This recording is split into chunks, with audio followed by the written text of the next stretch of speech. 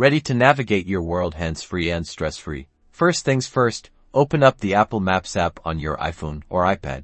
Now, let's get you set up for those turn-by-turn directions. You'll want to start by searching for a destination. Tap the search bar at the bottom of the screen. Type in wherever you want to go, just like you normally would. Once your destination appears in the results, tap on it. You'll see the destination details. Look for the blue Go button, usually in the bottom right. Tap that to initiate the navigation. Now, notice at the bottom of the screen, there's a small information card or detail row. You might need to tap on this to expand the options if it's not already showing more. Once that expanded view is visible, you'll see various settings related to your route. The key here is to find the audio or voice guidance options. Tap on the voice and audio setting. This is where the magic happens for your voice navigation. In this menu, you'll find the primary toggle for voice navigation. Make sure this is switched on. You can usually choose different voice options or even adjust the speaking rate here for personalized guidance. And that's it.